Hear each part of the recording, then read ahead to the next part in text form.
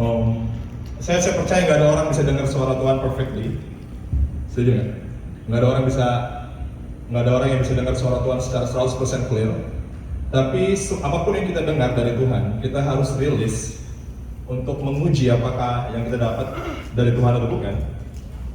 Dan lagi saya dapat angka nomor 89, saya tahu itu Tuhan, dan saya mulai bertanya ke kamu, ada nggak dari kamu yang punya nomor 89? Karena I do believe Tuhan buat orang ini, saya nggak tahu kalau itu kamu atau kamu malu atau something, karena beberapa orang kadang-kadang di call out kayak gitu, nggak mau angkat tangan karena malu, karena pressure, social pressure kanan kiri. Tapi sekali lagi saya mau bilang sama kamu, Tuhan mau lebih dari kamu, Dia mau hidup kamu lebih jauh.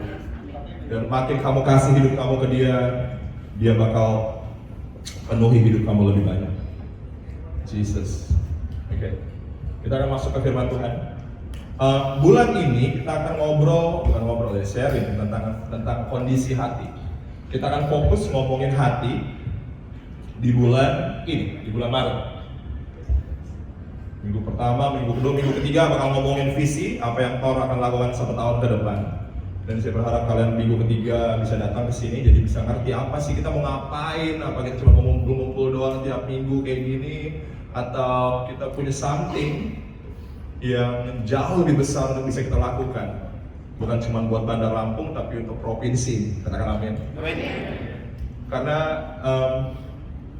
itu kerinduan kita untuk gereja ini, untuk bisa menjangkau sebanyak mungkin orang untuk kerajaan Allah. Amin. Dan kita udah lihat pekerjaan Tuhan di pulau lain.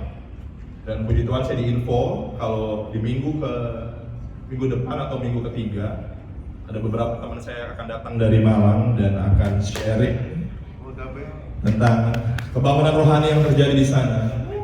Ribuan orang yang nggak kenal Tuhan di sana. Selama kurang lebih 4 tahun terus menerus the movement. Dan mereka akan datang minggu ketiga, ya bro, minggu next week ya. They will be coming next week, so saya nggak sabar ketemu mereka dan ngobrol, karena emang kebetulan kita memang punya project 1 tahun ke depan untuk lakuin banyak hal ke daerah-daerah untuk penjangkauan, so it's gonna be exciting. Oke. Tapi saya percaya kalau Thor adalah sebuah saya berharap Thor bukan hanya jadi orang-orang yang ngumpul worship, nyanyi-nyanyi doang, tapi kita mau jadi Thor jadi camp. Jadi camp apa bahasa Indonesia camp? Oke. Jadi camp tentara Tuhan. Jadi camp tentara Tuhan yang siap tempur. Saya pernah dapat ini di hati saya, Tuhan jelasin ke saya kalau seharusnya gereja bukan kapal pesiar, tapi gereja seharusnya jadi kapal tempur. Karena kalau gereja jadi kapal pesiar, orang-orang hanya akan datang ke gereja dan having fun, comfort ya. Tapi saya percaya destiny gereja bukan itu. Kita dipanggil untuk jadi kapal tempur, untuk memerangi kuasa kegelapan sehingga lebih banyak orang mengenal Tuhan. Amin. Tapi juga kita nggak bisa berperang dengan tentara-tentara yang terluka. Katakan amin. Nggak bisa. Kita nggak bisa tempur dengan tentara yang terluka. Itu sama aja bunuh diri. Amin. Di minggu ketiga kita bakal ngomong visi 1 tahun ke depan, tapi sebelum itu saya percaya Tuhan mau lakukan sesuatu. Kalau tentara Tuhan harus pulih dulu. Makanya untuk bulan ketiga ini kita banyak ngomong tentang hati. Oke, kita bakal ngomong ada 4 tipe hati yang saya akan bahas malam ini. Saya sudah tamat saya dulu.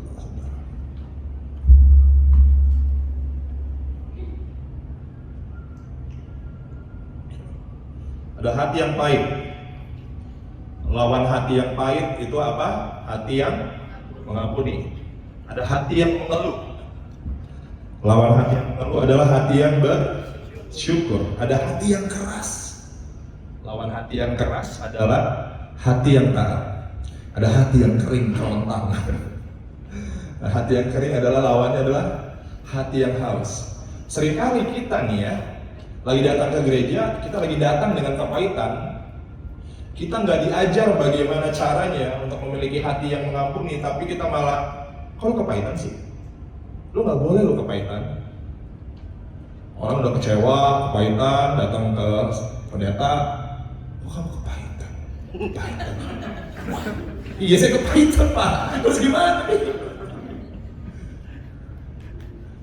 Iya kan? Ada orang yang mau ngedumel terus, ada hamba Tuhan lihat, oh kamu ngedumel terus sih? Dimarahin lagi. ada yang bandel, wah, ke gereja tapi bandel, begini begono, hatinya keras, susah banget buat taat. Ya tapi ketemu hamba Tuhan juga malah kemarin lagi bofat katanya. Kata orang Bangka bilang bofat. Bofat itu artinya apa ya? Boceng 4. Udah give up lah, gue udah give up, gue udah angkat tangan. Terus ada hatinya kering. Kosanto, saya doa ke gereja, udah nggak rasain apa-apa, kering. Masuk pendetanya bilang, mungkin kamu tidak pernah berpuluhan. Wah, dihakimi lagi. Nambah dihakimi lagi. Jadi orang, aduh ya, hidup gue ini udah capek. Datang ke gereja, malah dipentongin lagi. Oh Jesus. Tapi kita akan belajar sesuatu malam ini.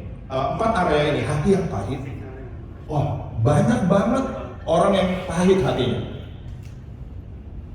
Pahit sama orang tua, pahit sama keluarga, pahit sama keadaan, pahit sama gereja, pahit sama many things. Banyak orang yang pahit hari-hari ini. Oke? Terus juga banyak orang yang ngeluh. Ya, banyak banget orang yang ngeluh. Kalau ini banyak lah. Ya, banyak banget. Terus hati yang keras dan hati yang kering. 4 area hati ini saya percaya adalah area yang sangat general dialami oleh banyak orang. Pahitan, ya, gitu-gitu. Dan kita akan buka satu-satu tentang kondisi hati ini. Dari hati yang pahit ke kondisi-kondisi hati lain yang berikutnya. Yuk kita buka yang pertama, hati yang pahit. Ini penting.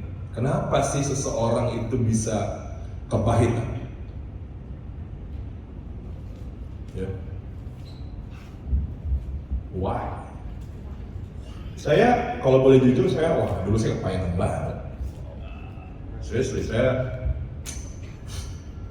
kepahitan itu nggak main-main loh. Orang cuma kepahitan nangis-nangis, saya enggak. Saya bilang, lagi saya kepahitan, saya bilang gini, gue nggak mau kenal lagi kekristenan.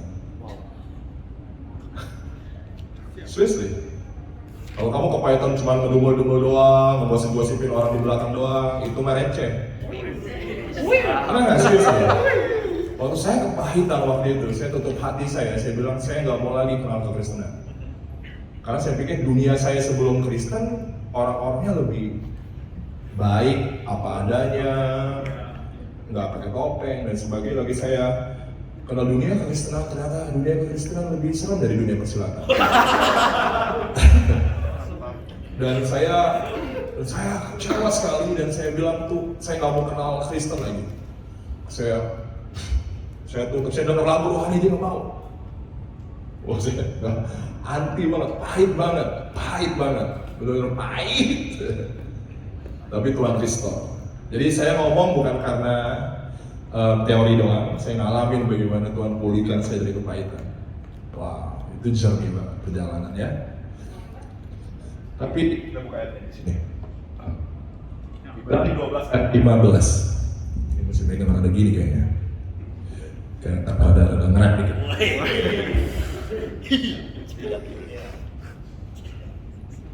Oke, Alkitab bilang begini, tambahkan jagalah supaya tambahkan. Salah, ini typo ini. Jagalah supaya jangan ada seorang pun menjauhkan diri dari kasih karunia Allah, agar jangan tumbuh apa? Akar yang pahit, yang menimbulkan kerusuhan dan yang mencemarkan banyak orang. Nah, ini hati-hati. Ini hati-hati banget. Kepahitan itu, ya, dia racun banget sih. Dia mencemarkan banyak orang. Kalau kamu punya teman yang pahit sama kamu, dia bakal kumpulin orang-orang lain untuk apa? Cemarkan itu. Gitu. Sini. Rudy itu parah banget. Jadi gini. Oh, yang lain gimana? Oh. Cemar orang-orang pahit itu, dan pahit itu akar ya. Kepahitan itu dibilang akar pahit.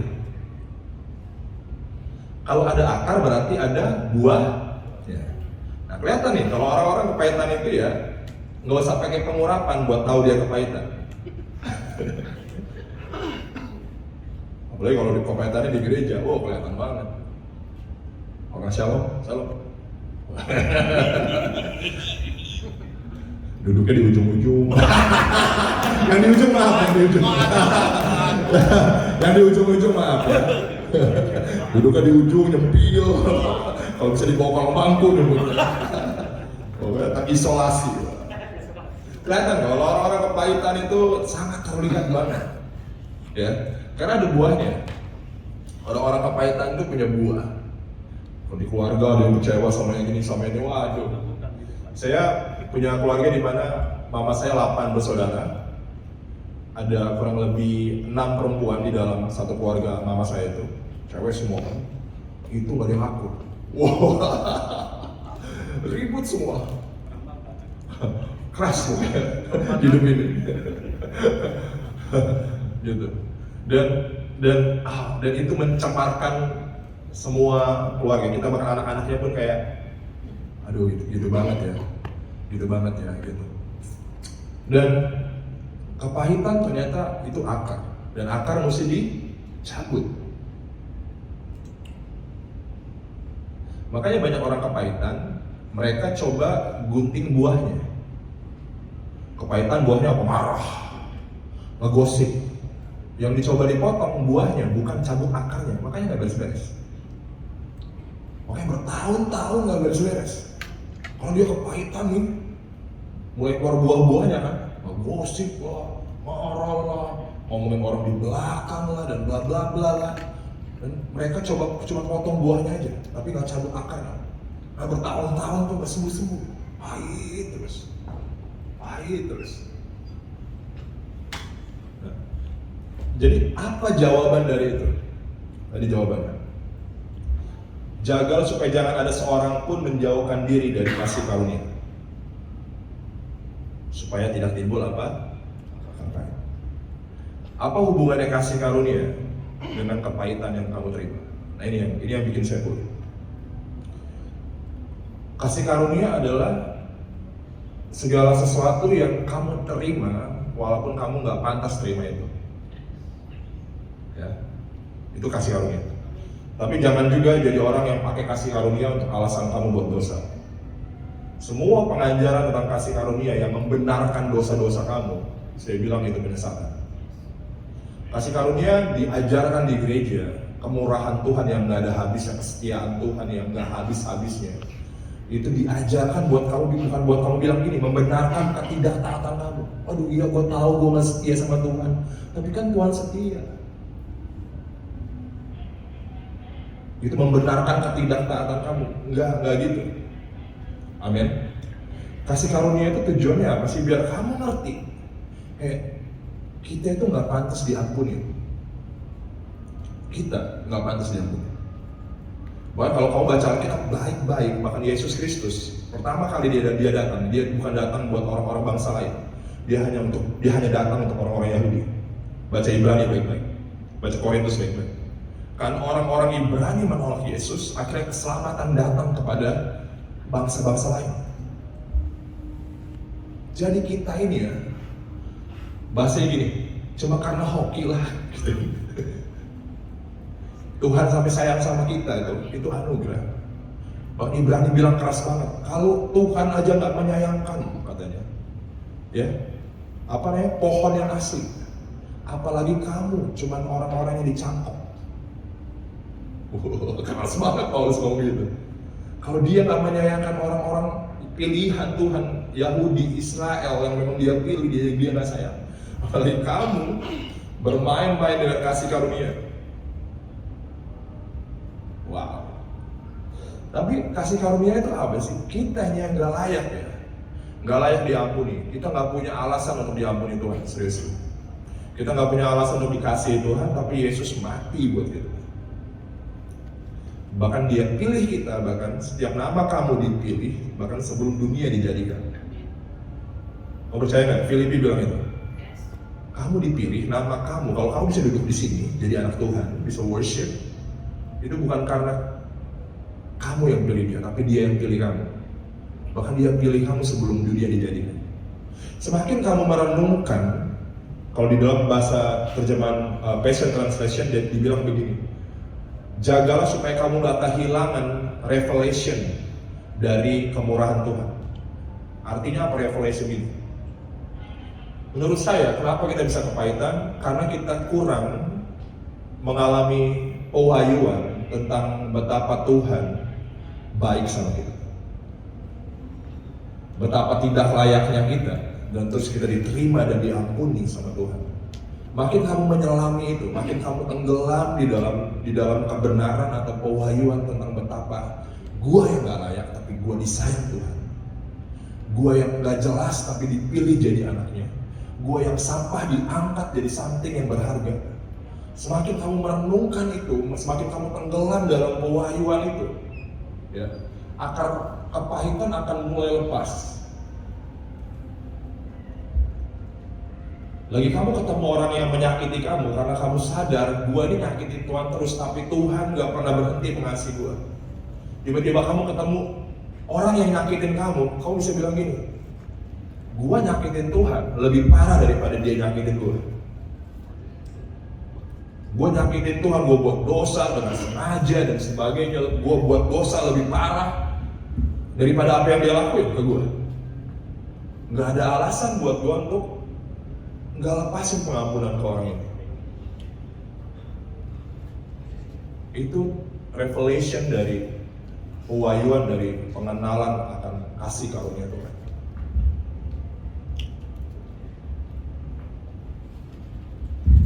Mukanya bingung. Karena banyak orang Kristen hanya datang ke gereja hanya menjalani rutinitas agama. Ya, hari Minggu gua datang, tapi nggak benar-benar ngalamin kasih Tuhan, kasih Bapa. Yang tadi Jeko nyanyiin, you came running down to my prodigal road, ya. Bapak lari ke anak yang terhilang, yang Lukas bilang itu anak yang terhilang, ninggalin bapaknya, ngelakuin apa yang dia mau, semaunya dia. Tapi lagi bapak lihat dia dari jauh, bapaknya lari. Seberapa besar dosa anaknya nggak dibuang tapi diterima kembali, dipeluk. Dan kamu mesti tahu kebenaran ini. Semakin kamu mengenal kebenaran kasih Bapa ke kamu, betapa baiknya Tuhan. Kamu gak layak, tapi Dia layakin kamu. Kamu gak layak. Makin kamu tenggelam dari dalam kebenaran dan pewahyuan akan kebaikan Tuhan, akar itu mulai lepas. Banyak orang pikir, orang-orang kepahitan datang ke seseorang, hamba Tuhan, didoain, nangis-nangis, lepas.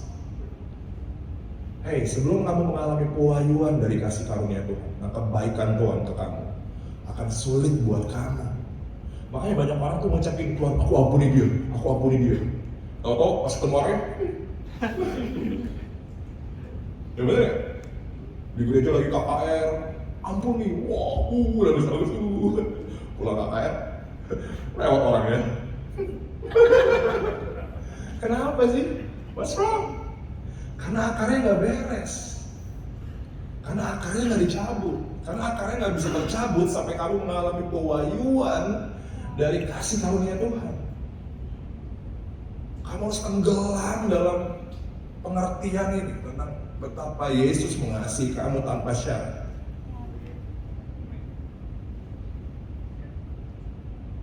Nah ini juga bisa disalah mengerti. Banyak orang bilang gini, oh Tuhan mengasihi kita tanpa syarat, jadi orang semua mau.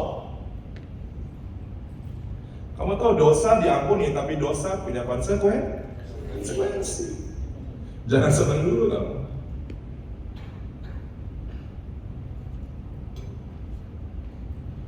Orang yang buat orang Kristen yang udah jadi orang Kristen tapi buat dosa terus, kamu tiap datang ke Tuhan diampuni kok. Tapi apakah kamu mengalami pewahyuan Tuhan? Nah, kamu tiba-tiba Tuhan bicara, datang, kamu ngalamin encounter dengan Tuhan. Ada pewahyuan, ada pengurapan, ada kuasa Tuhan yang kamu terima? Nggak mungkin. Karena kuasa Tuhan itu nggak murah. Itu bukan barang murahan. Tuhan nggak kasih itu ke sembarang orang. Seriously, saya belajar bergerak dalam pengurapan dan pengurapan itu mahal.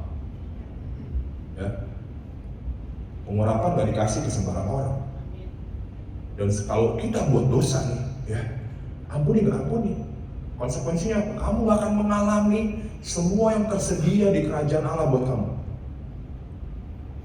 Diampuni sih. Tuhan tetap mengasihi kamu nggak? Mengasihi kamu, nggak berubah, nggak bisa. Dosa kamu nggak bisa mengubah karakter Tuhan, nggak bisa mengubah His nature atau nature itu ya. Karakter asli Tuhan, nggak bisa. Karakter Allah asli Tuhan, Allah adalah kasih. Allah bukan memiliki kasih, Allah adalah kasih. Sebetapa bobroknya kamu nggak bisa mengubah dia, nggak bisa. Dia akan tetap mengasihi kamu. Tapi buat dia percaya sama kamu, itu lain hal. Kayak Yohanes bilang gini, Yesus tidak mempercayakan dirinya kepada mereka. Keren. Saya lagi dapat ayat itu gila ya. Ternyata Tuhan itu nggak sembarang mau percaya sama orang. Kamu buat dosa diampuni, tapi apa dia percaya sama kamu? Oh, tunggu dulu.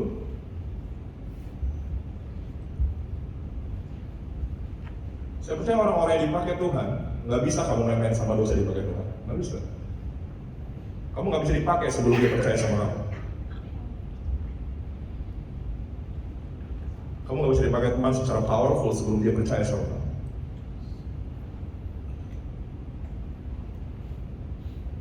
Banyak orang lihat saya kayak ikut-ikutan, doain orang sembuh, usir setan pergi dan coba ikut-ikutan. Saya cuma mau bilang congratulations. Selama kamu nggak dipercaya Tuhan, kamu nggak bakal bisa bergerak dalam kuasa Tuhan. Karena itu bukan barang murahan. Kamu mesti buat dia percaya sama kamu dengan apa? Obedience, ketaatan. Kemurahan dan ketaatan Tuhan harus berjalan beriringan. Amin. Alkitab bilang di Roma, dunia ini menantikan waktu di mana anak-anak Allah dinyatakan. Dunia menantikan kamu menjadi orang-orang yang Tuhan bisa percaya untuk dia taruh apa yang dia miliki. Kalau kata Bill Johnson, dia bilang Tuhan mencari orang-orang yang tidak mencintai dunia sehingga bisa memberikan dunia kepada mereka. Kalau kamu mencintai dunia, dia nggak bisa kasih dunia ke kamu. Tapi dia cari orang-orang yang tidak mencintai dunia supaya dia bisa memberikan dunia ini kepada mereka untuk dikelola dan dipercaya. Amin. Amin. Penting untuk mengerti ini. Tapi sekali lagi, untuk kamu lepas dari akar pahit, kamu harus mengalami kebenaran di mana kamu berdiri hari ini. Kamu lihat hidup kamu. Gak usah jauh-jauh, seminggu atau sebulan ke belakang. Betapa banyak kamu nyakitin Tuhan. Mulai kamu merenungkan itu. Tapi gue berdiri saat ini di sini bisa berdiri di hadapan Tuhan. Dia tetap mengasihi gue. Bukan karena kebaikan gue. No. Bahkan kesalehan gue kayak kain kotor. Kesalehan kita seperti kain kotor di hadapan Tuhan. Satu-satunya alasan kenapa aku bisa berdiri di hadapan Tuhan saat ini cuma karena satu hal. Kalau dia baik. Kalau dia adalah kasih dan dia mengasihi aku tanpa syarat. Dan kamu makin mengerti dong, makin kamu tenggelam dalam itu. Kamu keluar dari tempat ini, kamu ketemu orang yang nyakitin kamu. Kamu bisa bilang, santai. Kepahitan lepas. Kamu pulang ke rumah, dan orang tua kamu yang kamu gak akan kecewa lagi sama mereka. Karena kamu yang sering mengecewakan Tuhan aja Tuhan terima. Apalagi mereka. Saya diubahkan lagi mengalami pewahyuan tentang hati Bapa. Dan betapa Bapa mencintai saya tanpa syarat. Akhirnya saya bisa pulih dari semua bitterness atau kepahitan. Akar itu terangkat. Makanya jawaban dari kepahitan kamu bukan tumpang tangan saya. Bukan tumpang tangan pendeta manapun. Bukan cuma cuap-cuap, aku mengampuni. Lalu kamu mengalami pewahyuan dari kemurahan Tuhan, dari kebaikan Tuhan. Kamu mengenal secara personal, secara pribadi, secara mendalam Tuhan mengasihi aku. Akar itu terangkat dan kamu merdeka. Amin. Amin. Saya berdoa kamu mengalami pewahyuan dan betapa baiknya Tuhan. Oke, yang kedua, kondisi hati yang kedua adalah hati yang mengeluh. Apa yang membuat orang complaining? Poinnya adalah, bukan hati yang keras, hati yang mengeluh. Hati yang mengeluh, masalah dari orang yang mengeluh adalah mereka selalu membandingkan dirinya dengan orang lain. Amin. Dunia yang kita hidupi sekarang, dunia sosial media, TikTok, saya nggak main TikTok, bukan karena saya lebih kudus, karena buat saya nggak make sense. Dunia yang kita hidupi sekarang, sosial media dan segalanya yang kita hidupi sekarang, membuat kita membandingkan hidup kita dengan banyak orang. Benar gak? Banyak orang-orang sekarang ini depresi cuma karena lihat orang-orang yang lebih muda dari mereka di YouTube bilang, oh sebulan saya dapat 2 miliar. Murah banget. Orang-orang yang umurnya 23 tahun, 21 tahun udah punya villa di mana? Kamu tahu ada satu anak kecil di Amerika yang baru umur berapa tahun ya? Lupa saya. Wah, dia bangga-banggain kekayaan yang dia punya. Ternyata dia hanya anak pembantu dari majikannya. Itu rumah bosnya semua yang dipamerin. Dan gara-gara lihat hal-hal kayak gitu ya, wah kita mulai comparing kan hidup kita. Benar nggak? Oh, orang itu mukanya bisa gitu ya. Tirus, muka gue kayak, wah mulai comparing. Kalau yang lahir di angkatan 80-an mungkin rada aman ya. Nontonnya dikit dulu. Nontonnya Doraemon. Wah, sekarang dunia gila banget ya. Kenapa hati yang mengeluh ada hubungannya dengan membandingkan diri? Nah, ini penting buat kamu.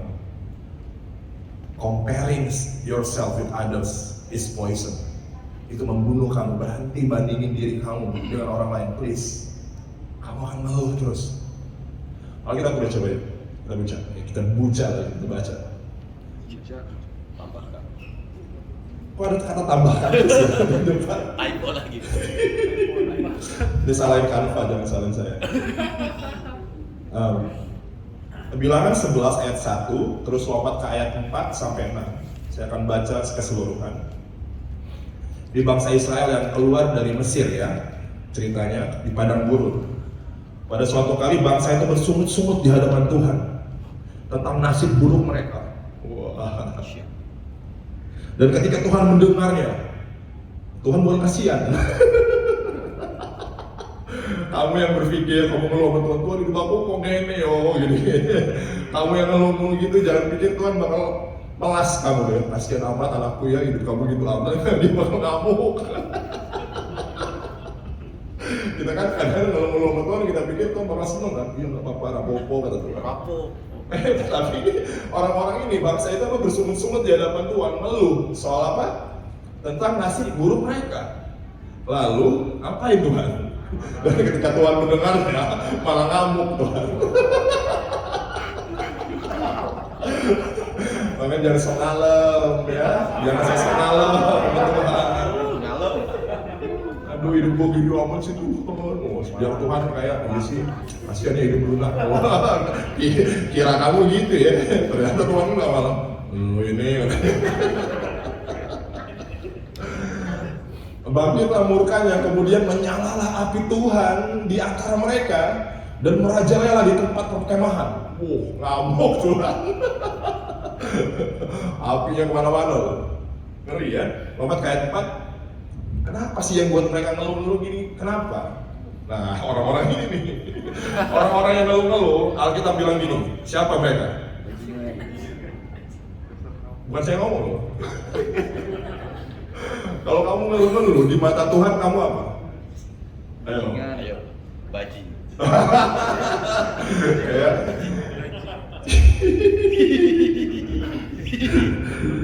Aduh, seneng saya menghakimi orang dalam nama kebenaran. Nah, nggak bercanda saya. Orang-orang bajingan yang ada di antara mereka kemasukan nafsu rakus. Oh, butuh pelepasan ini. Butuh pelepasan ini. Ya, kamu yang suka makan ya, hati-hati.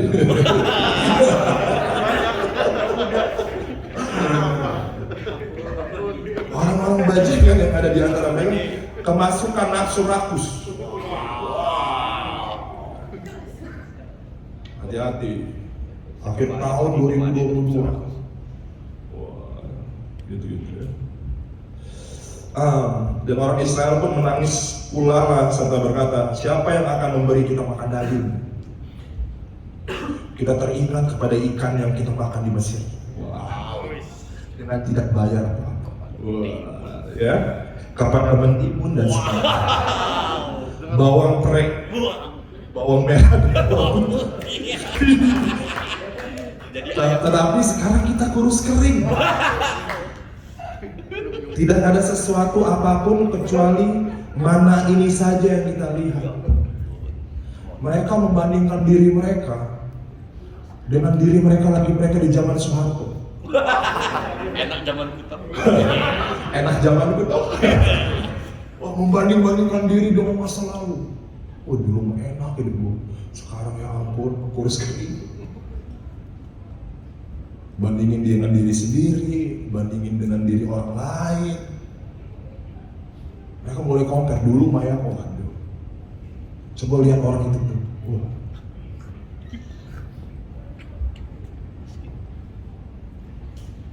Akhirnya kita mulai banding-bandingin diri kita dengan orang lain, bahkan dengan diri kita di masa lalu. Ya, mungkin masa lalu kamu bergemilangan, banyak cowok yang deketin kamu. Sekarang, mohon maaf. Dulu masih wangi-wanginya, banyak cewek yang chatting. Sekarang kamu chatting gak ada yang males.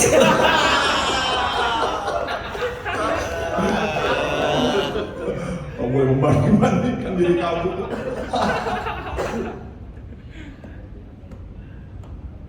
Mengeluhan kenapa ngene, kenapa ngomong. Akhirnya hati kamu penuh dengan keluh kesah. Makanya saya bilang, stop bandingkan diri kamu.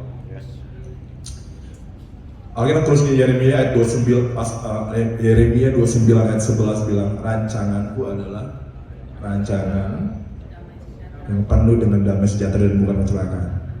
Tuhan punya rute kamu sendiri. Come on. Tuhan punya rute kamu sendiri. Di Alkitab ada Salomo. Salomo tuh rute hidupnya enak banget.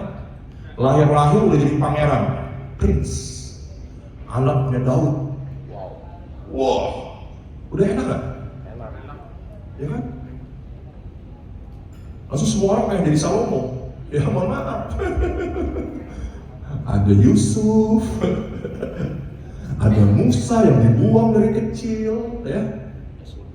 Semua hamba-hamba Tuhan itu, semua orang-orang pilihan itu punya rute mereka masing-masing. punya historinya mereka masing-masing, punya jalan hidupnya, karena Tuhan adalah pelukis hidupnya. Kalau Tuhan lagi lukis kamu sekarang, jangan bandingin diri kamu dengan lukisan orang lain. Amin. Santai aja bos. Mungkin yang itu hidungnya udah jadi, tapi lukisan kamu baru background gelap. Baru backgroundnya doang, lukisan hidup kamu gelap, baru background santai. Background kamu hitam kan, abu-abu. Sama hidup gue ya. Dan lukisan orang lain, wah udah jadi matanya, ada bulu matanya. Kok punya gue gelap sih? Kok itu ada bulu matanya? Santai-santai, semua orang punya journey-nya masing-masing. Semua orang punya rutenya masing-masing. And stop comparing yourself. Kalau kamu nggak mau punya hati yang mengeluh terus, berhenti bandingin diri kamu dengan orang lain. Amin. Amin. Kok nggak amin sih? Amin. Nontonnya Raffi Ahmad terus. Aduh. Atta geledek ya. Aduh, please deh, please.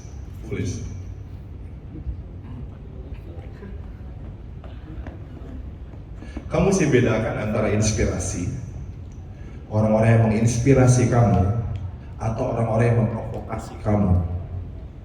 Menginspirasi, orang-orang yang menginspirasi dan memprovokasi kamu untuk membandingkan diri, kamu mesti bedain itu. Ada orang-orang sukses yang bukan menginspirasi, tapi memprovokasi kamu. Akhirnya bandingin diri kamu dengan, padahal kita nggak tahu cerita yang dijual beneran apa enggak. Ada amin, karena semua orang ingin terlihat hebat ya, betul nggak sih? Semua orang tuh punya basic ya, pengen terlihat hebat. Mereka bisa karang-karang cerita-cerita indah, boy. Saya dari susah, gini-gini, padahal mah susahnya beda. Buat kita susah tiap pagi makan nasi uduk, buat dia susahnya beda. Jadi nggak bisa dibandingin. Stop comparing yourself. Kamu punya rute kamu sendiri. Ada amin? Coba ya amin, lambaikan tangan dulu. Karena dunia sedang tenggelam dalam perbandingan diri. Dan aku patahkan, I break that spirit in Jesus name. Oke, lanjut. Nah ini dia, hati yang keras. Wow.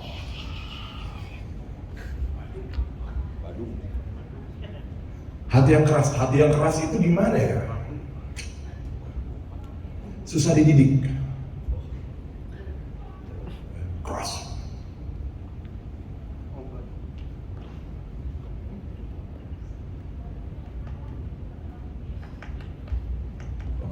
Karena saya dulu adalah orang yang keras. Sampai hari ini kadang-kadang keras juga. Cara Tuhan bentuk saya gila-gilaan sih, gila banget. Saya dari kecil, saya memang punya kebiasaan ingin selalu jadi pemimpin. Saya kalau ketemu orang, saya pasti yang paling di rombongan saya, punya geng, punya apa, saya yang paling jagoan. Dan itu akhirnya membentuk hati saya keras karena saya harus jadi terlihat lebih hebat dari siapapun. Wah, kalau enggak, mereka nggak bisa respect sama saya. Ya, itu masalah banget. Saya pikir itu keren. Wah, ternyata itu, wah Tuhan hancurin itu. Lagi kenal Tuhan. Setiap saya berusaha jadi nomor 1 di dalam Tuhan, Tuhan selalu bawa saya ke titik 0. Wah, dulu itu saya, pengen khotbah. Tiba-tiba lagi mau khotbah, ada yang bilang, semua boleh khotbah, satu nggak boleh khotbah. Wah, hancurin saya. Oh, no sih, kenapa lu? Lu khotbah bagus lu. Wah, gitu ya. Wah, Tuhan injek egonya. Desire buat selalu jadi numero uno dihancurkan. Kita selalu pengen jadi numero uno. Wah, Santo Manino. Zaman-zaman saya dulu main basket, yang anak-anak basket, wah kalau main basket ngototnya minta ampun, gak dapet jual, gak ada piala. Tepuk tangan juga gak ada. Oh kayak paling hebat lah pokoknya. Aduh Tuhan Yesus ya. Tapi hati yang keras yang kayak gitu harus diproses sama Tuhan. Makanya keintiman sama Tuhan membuat kamu masuk dalam proses Tuhan. Kalau kamu nggak pernah intim, kamu nggak akan pernah berubah sih. Keintiman itu buat saya gini. Kalau saya adalah batang kayu, ya, dan di depan saya Tuhan adalah api. Semakin saya batang kayu ini semakin mendekat kepada api, makin dekat, apinya bakal hangus. Dan batang kayu itu akan menyatu dengan api itu, bahkan jadi sama ya dengan api. Keintiman membawa kita masuk ke dalam proses dan pembentukan, pemurnian demi pemurnian. Nah, kenapa sih kebanyakan orang punya hati yang keras? Yuk kita lihat firman Tuhan ya. Sebab itu seperti yang dikatakan Roh Kudus, pada hari ini jika kamu mendengar suaranya, janganlah keraskan hatimu. Nah ini kenapa? Seperti dalam kegeraman pada waktu pencobaan di padang gurun. Judulnya adalah kecewa kepada Tuhan. Orang yang paling sulit taat kepada Tuhan sebenarnya adalah orang yang kecewa sama Tuhan, diam-diam. Kenapa ada banyak orang ateis yang hatinya keras? Oh, nggak percaya Tuhan. Karena mereka kecewa. Mereka kecewa sama hamba Tuhan, tapi nyalanya Tuhan. Kecewa sama orang Kristen, kecewa banyak, kecewa sama orang tuanya. Kamu tahu ada Marilyn Manson? Saya dulu fans Marilyn Manson. Marilyn Manson adalah penyanyi rock. Dia seorang antichrist. Waktu itu kenapa dia bisa jadi seorang antichrist kayak gitu? Nyembah setan, robek-robek Alkitab di panggung. Why? Karena waktu suatu ketika saya baca buku biografi yang waktu itu dijual, si Marilyn, namanya bukan nama asli, saya lupa nama asli dia. Dia ikut drama Natal. Dia jadi Tuhan Yesus. Dia mempersiapkan dirinya. Waduh, gue mesti jadi Tuhan Yesus, seseorang yang mulia ya, jadi Tuhan. Tapi lagi dia naik di panggung, dia dibully teman-temannya. Lagi dia disalib, cangcutnya ditarik.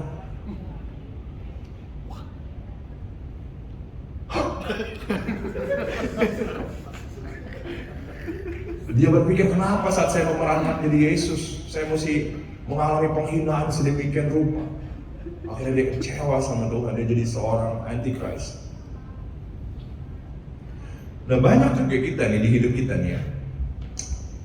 Kamu jadi orang Kristen yang baik dan taat dan berdoa. Tapi banyak orang nggak ngerti. Jawaban doa ada 3 jawaban. Apa? Ya dan tidak. Dan ada yang terakhir namanya tunggu. Ya, tidak dan nanti. Yang paling penting ini ya nanti sebenarnya. Kalau yang tidak enak, oh enggak berarti ya Ustaz. Tinggal kamu bisa terima apa enggak ya. Kadang-kadang saya banyak cerita pengalaman saya. Mama saya sakit 11 tahun. Mama saya. Gara-gara salah diagnosa. Kakinya sakit, sangkanya asam urat. Bertahun-tahun minum obat asam urat segala macam. Tahu-tahunya pengapuran. Terus obatnya itu keras dan akhirnya bikin komplikasi kayak yang lain-lain. Wah, saya dan waktu itu, di momen-momen itu, 11 tahun mama saya sakit, di tahun keberapa itu saya mulai mengenal pelayanan kesembuhan ilahi. Saya mulai dipakai Tuhan, saya mulai doain orang-orang sembuh. Saya mulai lihat orang buta melihat, orang tuli mendengar, orang lumpuh berjalan, saya doain orang. Banyak mujizat terjadi di luar. Tapi gue doain mah gue, enggak, nothing happen. Wah gila, gue struggle banget, saya struggle banget. Saya doain orang-orang di luar sembuh, wah banyak saksian lah ini itu. Saya seneng kan. Tapi saya doain mama saya, nothing happen. Kalau Iron Man kayak nggak keluar kayak nggak keluar ya, nggak bisa nembak, gitu nggak bisa. Gua doain, aku pakai minyak pengurapan dibore-borein. Oh rabasyana baba. Wah, berat. Itu reality hidup saya berat banget. Sampai mama saya akhirnya meninggal. Saya geram. Saya tahu Tuhan baik, tapi saya geram. Kenapa Tuhan lakuin itu ke orang-orang? Tuhan gak lakuin itu ke mama saya. Saya lagi yang doain. Ini siapa? Ya kan? Wah, itu berat banget, struggle banget. Kalau kamu jadi posisi saya, aduh mohon maaf, berat banget kan? Berat banget. Kamu doain orang buta lihat loh. Saya nggak ada ya, buta lihat, wow. Yesus, tapi bukan saya Yesus. Tapi doain mama kamu, nothing happen. Seperti lagi, saya ngerasa Tuhan menjawab tidak untuk jawaban doa saya. Sampai hari ini saya nggak ngerti kenapa. Nah ini yang menarik. Kenapa Tuhan nggak jawab? Lagi Tuhan nggak jawab doa kamu. Kamu mungkin nggak temuin jawabannya. Kenapa sih Tuhan nggak jawab? Why? Saya juga nggak temuin. Saya nunggu bertahun-tahun, Pak. Dan dia tetap nggak jawab. Dia tetap say no. Satu hal yang saya tahu melihat kejadian itu, yang pertama adalah mengingatkan saya, Santo, kesembuhan yang kamu lihat bukan karena kamu. Itu aku yang melakukan, bukan kamu, Santo. Itu menghantam saya. Oh iya juga ya. Tuhan berdiri dalam kedaulatan Tuhan yang saya nggak mengerti. Dan saya struggle. Saya mengeluh, akhirnya iman saya luntur, saya dropping down. Saya complaining, marah-marah nggak jelas. Marah-marah berbulan-bulan. Saya berapa 2 bulan langsung. Lagi marah-marah, saya udah malas worship, udah malas apa. Tiba-tiba Christopher, tapi Hero yang tahu.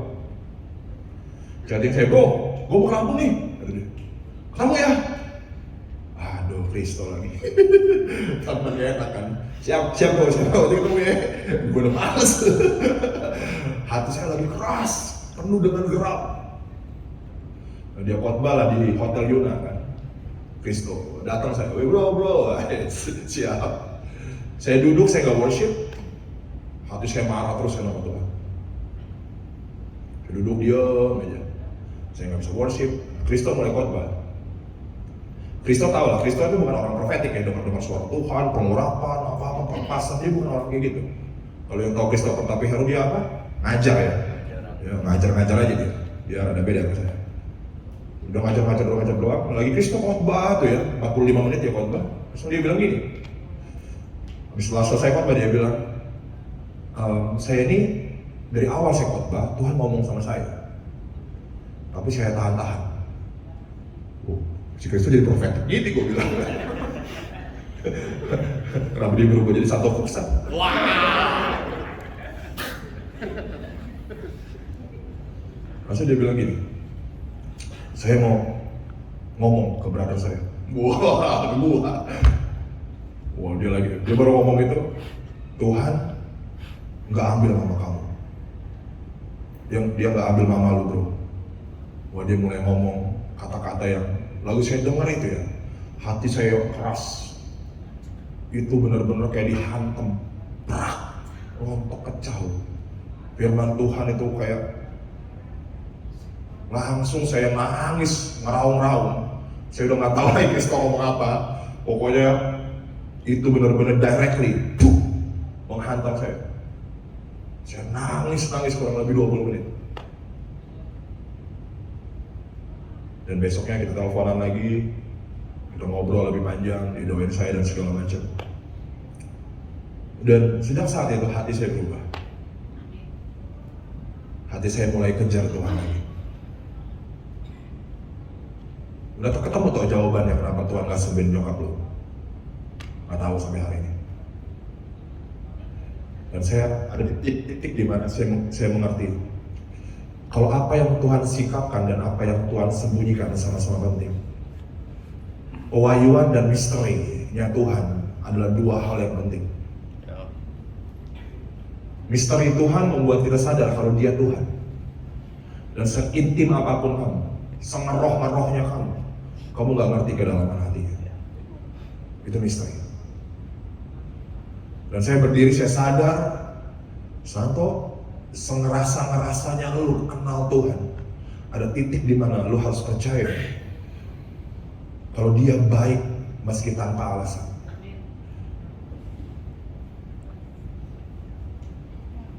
Amin. Kalau hati kamu penuh geram dengan Tuhan, hati kamu keras, Tuhan mau jamah hidup kamu malam ini. Yang terakhir, hati yang kering. Wah, ini sedih nih.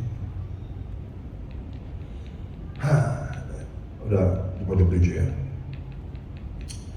Hati yang kering.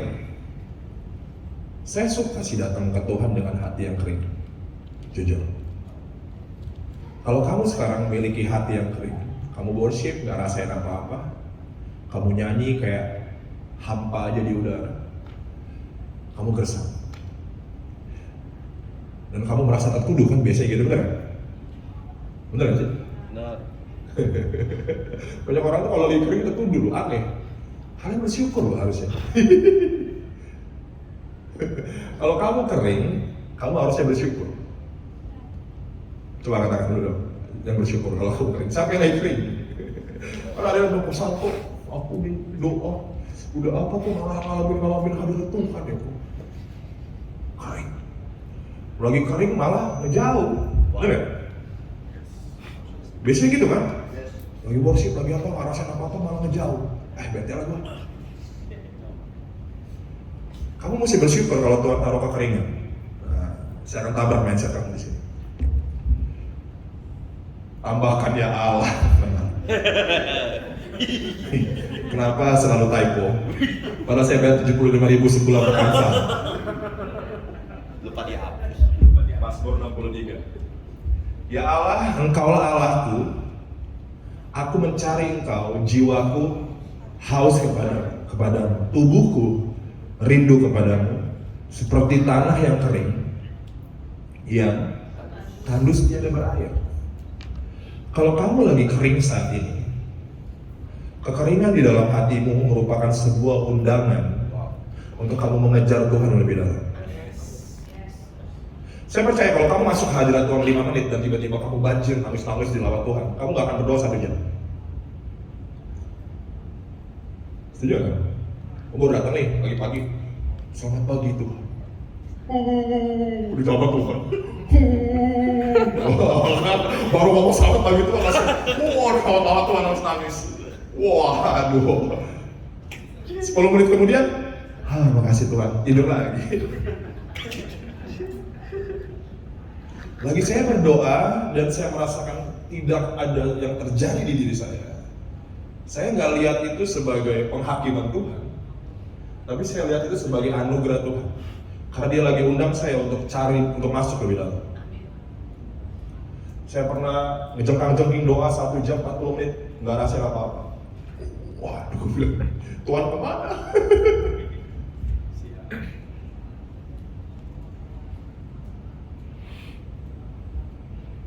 Kalau kamu lagi kering, kekeringan kamu adalah landasan yang baik untuk Tuhan sirami. Tapi kamu harus lihat kekeringan di hati kamu sebagai tuntunan Tuhan untuk kamu makin mencari Dia lebih dalam. Amin. Banyak orang lagi kering merasa terhakimi. Aduh, gila, gue mungkin ada dosa apa kali ya? Gue mungkin belum bayar perpuluhan 2 bulan kemarin, gue lupa bayar lagi. Wah, mulai berspekulasi gitu, cari-cari dosa. Dosa apa ya? Coba gue lihat.